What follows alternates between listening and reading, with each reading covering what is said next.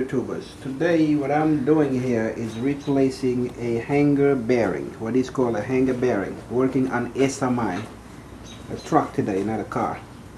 Okay, here is the new hanger bearing I got on here already. The old one was this one. Okay, it's messed up. Now what will happen is, if you have a bad one, all kind of crazy stuff can happen. The truck may be driving funny, shaking, vibrating, just all kind of crazy stuff will be happening. This one here on this truck, this side here is what connects to the transmission.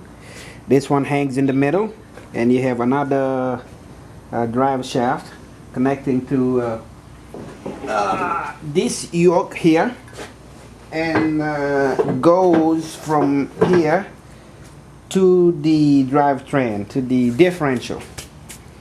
Okay, now I got a new one here replaced. What I'm gonna show you is how to take this off. Now this is something you don't want to do on the truck. The best thing to do is what I did. You take this whole thing off and take it to a workshop if you have one, or at home. This thing is not easy to take out. Once it sits here for a while, you're gonna have a problem with the bearing. Now what you do is, take it home. Just this thing will pop out. It's just a rubber. This thing will easily just pop. If it doesn't come out, cut it. You're replacing it anyway, okay? You cut this one out. Now your biggest problem now is you're gonna have a big bearing after you get rid of that. Now here is the bearing here. This is, let me try to put it back together so I can show you how it's looking. You got them beads now running all over. Now this is how it normally looks. Okay, like this, a big huge bearing that goes in here. Here's a good example here. Okay, now doing this kind of stuff, you're gonna use the whatever works for you rule. Okay, there's no specific rule to follow to get this thing off. It's gonna seize in there.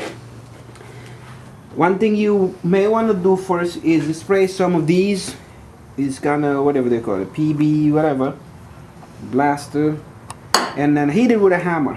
Try that. If that don't work, here is a good way of doing it. The top bearing, just get a thing like this, and cut it. Just simply cut it. Now cutting it up, you got to be careful. You don't want to damage your drive shaft, because it's gonna cost you money if you do that, and they're not cheap, trust me. You can, okay, what you do is you cut up the top part. Some people usually sometimes, heat it up with a torch and hit it, and you can get it off like that. If that don't work, again, whatever works for you. Remember, that's the rule. In this case today, this is what I did. I cut it, cut it until, this will make it weaker.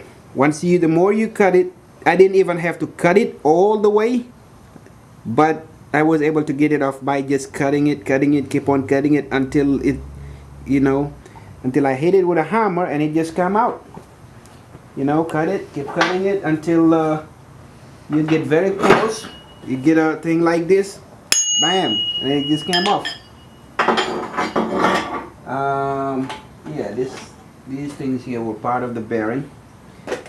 Yeah, the idea was, the secret I wanted to teach you, if you never, if you've never done this before and is planning on doing it yourself today or whatever, it's not hard.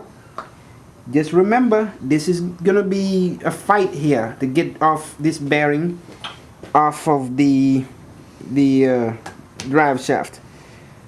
Hit it up.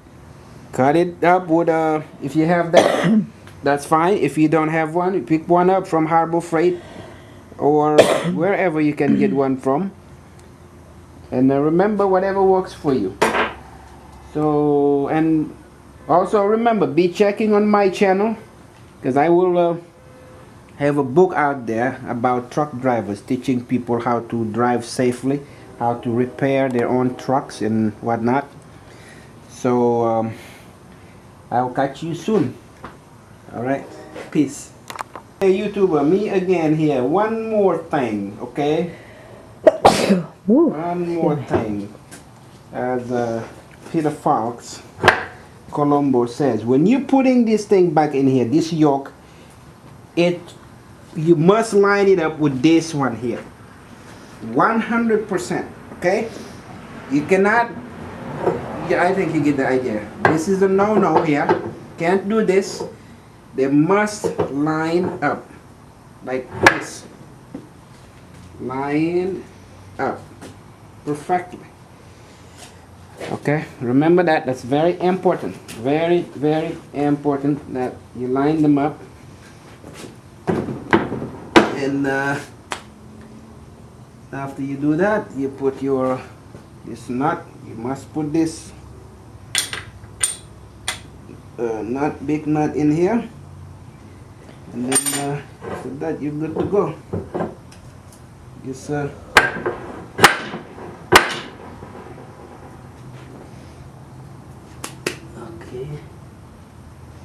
yeah, that's it. And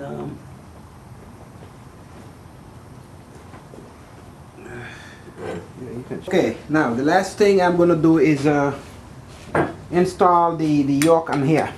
Okay, this nut here, it is recommended that you replace it, but in some circumstances, you know, it's reusable sometimes. I would replace it. It's not that I'm trying to be cheap or nothing, but they just didn't have it. Okay, it's sad that these people that sell the truck parts sometimes don't have what we need. Well, anyway, okay, what I'm gonna do is use these impact, what you call it here, a very powerful tool to tighten it up real tight, because this is one of those things that you do right. You don't want to have drive shaft problem out there. And the reason for that is, if you have a drive shaft problem, they're going to have to tow you, okay? And if you call a tow truck to tow your semi, you're talking what? $500 just for towing, okay? Not repairs or nothing. And if this happened to me on the highway, I won't have my tools that I need to do it, which means I'm going to have to pay somebody to do it. So I am going to now turn on my compressor, get some air on this thing, and then tighten it up real good.